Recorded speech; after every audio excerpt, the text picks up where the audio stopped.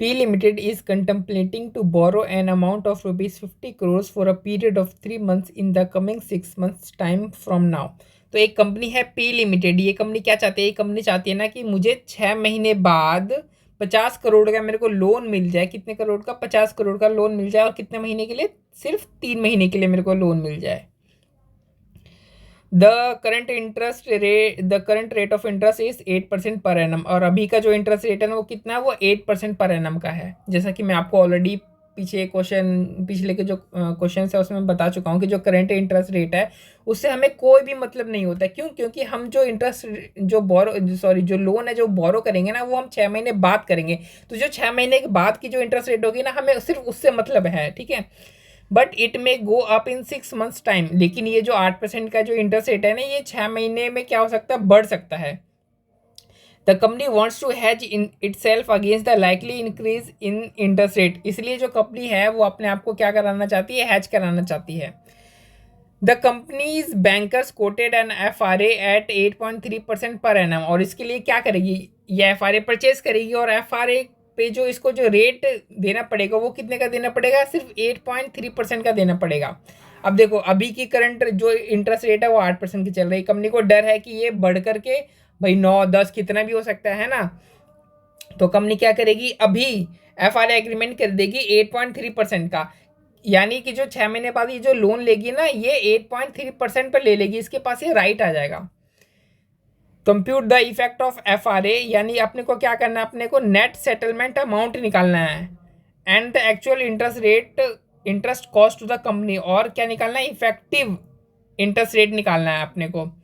If the actual rate of interest during consideration period happens to be 8.6% और 7.8% per annum. अपने को दो चीज़ें निकालनी है, एक तो नेट सेटलमेंट अमाउंट निकालना है, दूसरा इफेक्टिव इंटरेस्ट रेट निकालना है। और हमें जो रेफरेंस रेट है, देखो 6 महीने बाद हम इंटरेस्ट बोरो करेंगे तो 6 महीने बाद जो रेट हमें बता रखी है ना, एक रेट हमें बता रखी है 8.6% की और एक रेट हमें बता रखी है 7.8% की। तो बोरो करते समय जो इंटरेस्ट रेट होती है ना उसे हम क्या कहते हैं? रेफरेंस रेट कहते हैं। तो कंपनी कहता है कि अगर मान लो आपका रेफरेंस रेट 8.6% का है तो अब हमें क्या बताओ? हमें नेट सेटलमेंट अमाउंट निकाल करके बताओ और हमें आप इफेक्टिव इंटरेस्ट रेट निकाल करके बताओ। तो सबसे पहले हम निकाल देते हैं नेट सेटलमेंट अमाउंट। तो जो नेट सेटलमेंट अमाउंट होता है उसका फॉर्मूला होता है ये, ठीक है, notional principal into reference rate minus forward rate into period.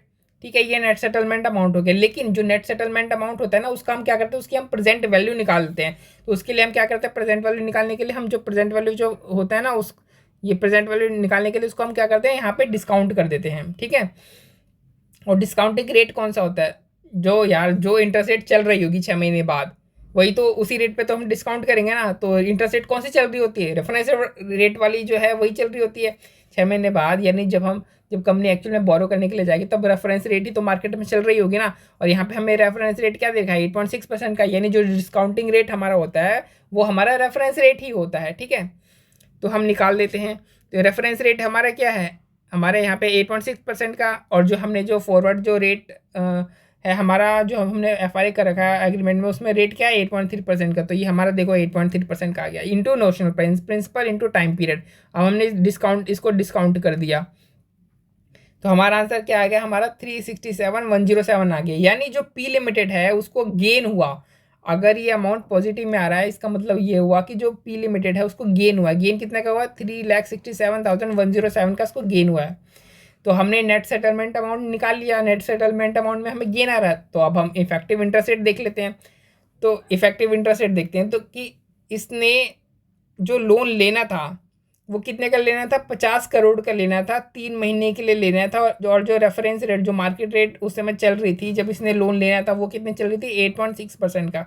यानी अगर वो 8.6% पे अगर वो लोन लेता, यानी जो कि उसने एक्चुअल में लिया है, उसने कितने में लिया? 8.6% पे तो लोन लिया ना। वो तो FRA के चक्कर में क्या हुआ कि इसको जो एक्स्ट्रा जो इंटरेस्ट रेट है वो उसको वापस आ गया। तो इंटरेस्ट इसको कितना देना पड़ा? इसको इतना देना पड़ा, ठीक है। और अमाउंट कितना बैंक से रिसीव हो गया? एक्स्ट्रा इंटरेस्ट जो था वो रिसीव हो गया। एक्स्ट्रा इंटरेस्ट कितना हुआ? ये अमाउंट एक्स्ट्रा इंटरेस्ट के बराबर होता है। तो एक्स्ट्रा इंटरेस्ट इतना रिसीव हो गया, ठीक है, यानी टोटल इंटरेस्ट इतना पे किया, इतना FRA से इसको रिसीव हो गया, यानी नेट में इसको इतना ही इंटरेस्ट पे करना पड़ा। तो नेट में इसको इतना इंटरेस्ट पे करना पड़ा, यानी इफेक्टिव इंटरेस्ट रेट इसको कितना पड़ा, तो 50 करोड़ इसका प्रिंसिपल था। ठीक है, इंटरेस्ट रेट इसका ये रहा। टाइम पीरियड कितना है, 3 महीने का टाइम पीरियड है। तो अपन तो रेट निकाल सकते हैं कि कितना रेट है, तो हमने रेट निकाला तो कितना है 8.31% का। अब देखो ये FRA कितना है 8.30%। तो जो इफेक्टिव इंटरेस्ट रेट होती है ना वो ऑलमोस्ट जो FRA है ना उसके बराबर ही होती है। ठीक है, क्यों?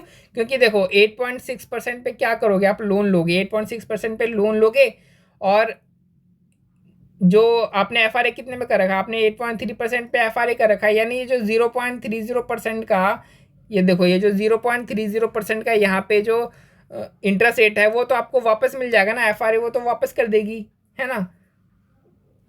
तो आपको इफेक्टिव कितना पड़ेगा, आपको इफेक्टिव 8.30 ही तो पड़ेगा ना। तो इसी यहाँ पे कितना आ रहा है, ऑलमोस्ट सेम ही आ रहा है, 8.31 आ रहा है।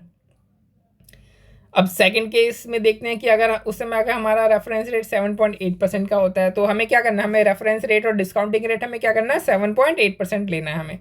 तो देखो हमने यहाँ पे 7.8% लिया है रेफरेंस रेट और डिस्काउंटिंग रेट, तो हमारा कितना आ गया आंसर, हमारा आंसर नेगेटिव में आ गया। ठीक है, यानी जो पी लिमिटेड है उसको लॉस हुआ, अब लॉस हो गया। ठीक है, तो नेट सेटलमेंट अमाउंट हमें पता चल गया 7.8% पर जो नेट सेटलमेंट अमाउंट है उसमें लॉस हो रहा है पी लिमिटेड को। तो अब हम इसका इफेक्टिव इंटरेस्ट रेट भी देख लेते हैं।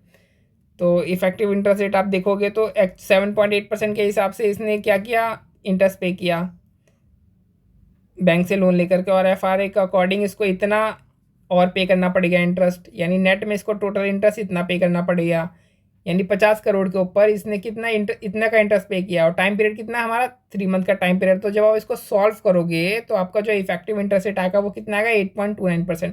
तो देखो यहाँ पर भी जो आपका इफेक्टिव इंटरेस्ट रेट है वो 8.3 के लगभग ऑलमोस्ट सेम ही आ रहा है। ठीक है, तो इफेक्टिव इंटरेस्ट रेट हमारा जो होता है ना वो हमारा FRA के ऑलमोस्ट सेम ही होता है। क्यों? क्योंकि अगर मान लो आपने जैसे आपने FRA रेट कितना ले रखा, 8.3 का ले रखा, तो अगर ये 9 हो जाता है, इंटरेस्ट रेट आपका मार्केट में 9 हो जाता है, तो क्या करोगे आप 9 पे इंटरेस्ट रेट पे करोगे, और जिनका जो डिफरेंस है FRA बैंक आपको वापस कर देगा, यानी आपको इंटरेस्ट रेट कितना पड़ेगा 8.3 का पड़ गया।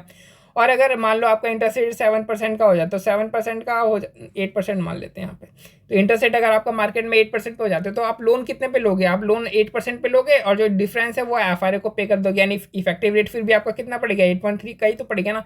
यानी जो इफेक्टिव रेट होता है वो आपका हमेशा FRA का ऑलमोस्ट सेम ही आएगा। तो ये सवाल भी हो गया हमारा।